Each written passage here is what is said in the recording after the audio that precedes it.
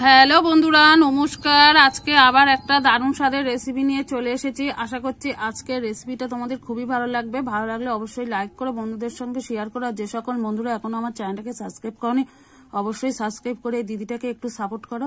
তাহলে চলো আজকে কি রেসিপি বানাবো সেটাই তোমাদের দেখাবো। দেখো, আজকে কিন্তু বাজার থেকে একটা সিলভার কাপের মাছের অর্ধেক নিয়ে এসেছে। সেটা কিন্তু আমি ধুয়ে কেটে গুছিয়ে নিয়েছি। আর সঙ্গে আছে কচুটাও কিন্তু বাজার থেকে কিনে নিয়ে আসা। এই কচু দিয়ে আলু দিয়ে কিন্তু সিলভার কাপ মাছের আজকে ঝোল বানিয়ে দেখাবো। কিভাবে আমি ঝোলটা বানাবো সেটাই তোমরা দেখতে থাকো প্রথম থেকে শেষ অবধি। তাহলে চলো দেরি না করে রেসিপিটা শুরু করা যাক। আমি কিন্তু দেখো উনুনটা ধরিয়ে নিয়েছি, এবার কড়াটা বসিয়ে দেবো। কড়াতে আমি জল দিয়ে দেবো। জলটা আমি একটু গরম করে নেব। দেখো আমার জলটা কিন্তু হালকা হালকা গরম হয়ে গেছে। এবারে কেটে রাখা কচু আর আলুটা দিয়ে দেবো। দিয়ে আমি কিন্তু হালকা করে একটু ভাপিয়ে নেব। ঢাকাটা দিয়ে দিলাম। আমি কিছুক্ষণ একটুখানি ভাপিয়ে নেব। ঢাকনাটা আমি খুলে দেখে নেব।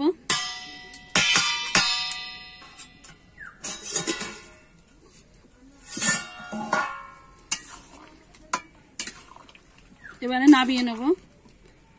হালকা সিদ্ধ হয়ে গেছে, এবারে নামিয়ে নেব।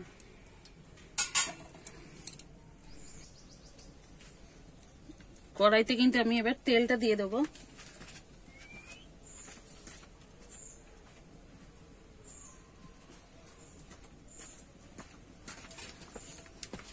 কড়াইটা আমি ভালো করে গরম করে নিয়েছি, এবার তেলটা দিয়ে দেবো। তেলটা আমি ভালো করে গরম করে নেব। তেলটা কিন্তু ভালোভাবে গরম হয়ে গেছে। এবারে আগে থেকে নুন হলুদ মাখানো মাছগুলো আমি দিয়ে দেবো।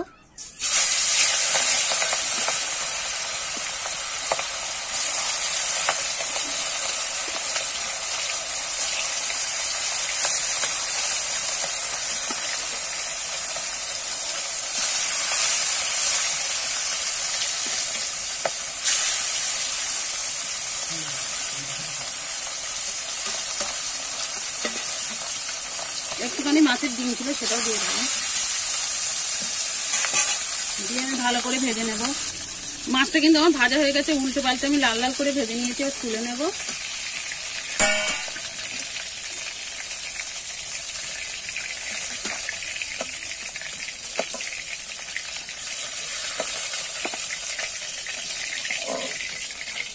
দেখো সব মাছগুলো কিন্তু আমি ভেজে নিয়েছি।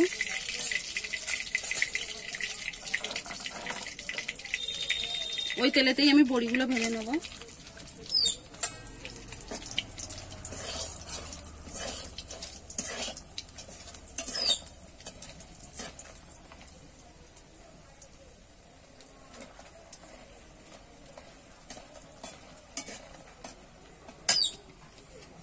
বড়িগুলো আমার ভাজা হয়ে গেছে, তুলে নেব।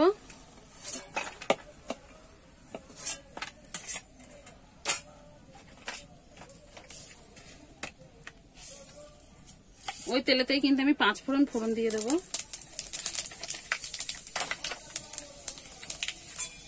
ফোড়নটা কিন্তু আমার ভাজা হয়ে গেছে। এবারে আমি এখানে টমেটো আর কাঁচা লঙ্কা চিড়ে রেখেছি, সেটা দিয়ে দেবো।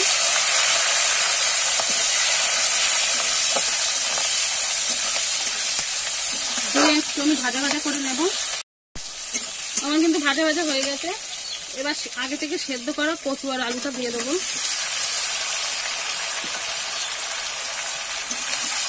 দিয়ে আমি একটু কিন্তু নেড়ে ছেড়ে নেবো। ভালো করে একটু ভাজা করে নেব, হালকা ভাজা করে নেব, বেশি ভাজবো না।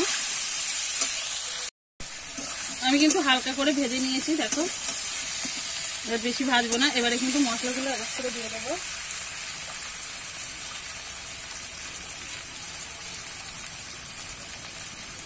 আমি আজকে সব একসঙ্গে মিক্সারে করে মশলাটা করে নিয়েছি। এখানে আদা, রসুন, পেঁয়াজ আর একটু জিরে আর গোলমরিচ বেটে দিয়েছি।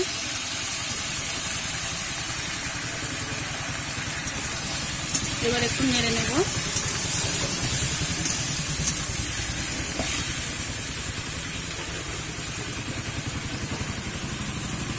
পরিমাণ মতো লবণ দিয়ে দেবো।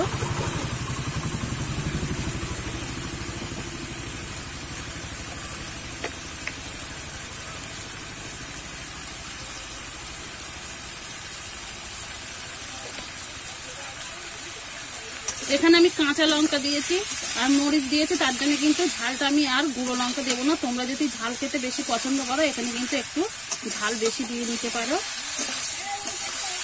কারণ গোলমরিচের একটা ঝাল আছে আর কাঁচা লঙ্কারও কিন্তু অনেকগুলো আমি দিয়েছি, তারও একটা ঝাল আছে, ওর জন্য কিন্তু আমি আর গুঁড়ো লঙ্কাটা দেবো না। এইবারে ভালো করে কিন্তু আমি কষিয়ে নেব। আমি কিন্তু দেখো ভালো করে কষিয়ে নিয়েছি।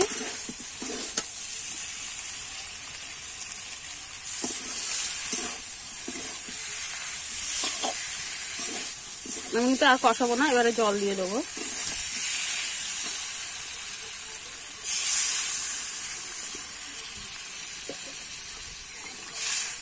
এবারে কিন্তু আমি ভালো করে ফুটিয়ে নেব। আলু আর কচুটা যতক্ষণ না সিদ্ধ হবে আমি ভালো করে ফুটিয়ে নেব। ঝোলটা কিন্তু আমার ভালোভাবে ফুটে গেছে আর আলু কচুটাও কিন্তু সিদ্ধ হয়ে গেছে। এই দেখো,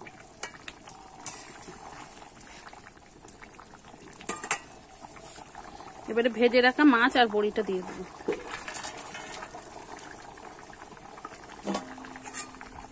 এবারে আমি একটু ফুটিয়ে নেব, বেশি জাল দেব না, অল্প জাল দিয়েই কিন্তু ঝোলটা আমি একটু ফুটিয়ে নেব।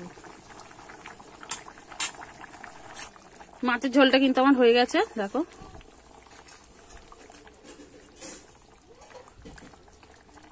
এবারে কিন্তু নামিয়ে দেবো, তার আগে কিন্তু আমি একটু ধনেপাতা দিয়ে দেবো। এখন তো ধনেপাতা পাওয়াই যাচ্ছে, একটু ধনেপাতা দিয়ে দেবে, দেখবে খেতে কিন্তু আরো ভালো লাগবে। আমি কিন্তু আর ফোটাবো না, এবারে নামিয়ে নেব। দেখুন বন্ধুরা, আমি কিন্তু একটা পাত্রে নামিয়ে নিয়েছি কচু দিয়ে মাছের ঝোল। দেখো কত সুন্দর কালারটা এসেছে আর কতটা লোভনীয় হয়েছে, দেখো দেখে বুঝতেই পারছো। কিন্তু একবার হলেও শীতকালে কিন্তু এই কচু দিয়ে মাছের ঝোলটা খেয়ে দেখো, খেতে কিন্তু খুবই অসাধারণ লাগে। আর আমার রেসিপিটা তোমাদের আজকে কেমন লেগেছে অবশ্যই কমেন্ট করে জানাবে। তাহলে আজকের মতো রেসিপিটা কিন্তু এখানেই শেষ করছি। আবার নতুন কোনো রেসিপির সঙ্গে দেখা হবে, ততক্ষণে ভালো থেকো, সুস্থ থেকো, সাবধানে থেকো।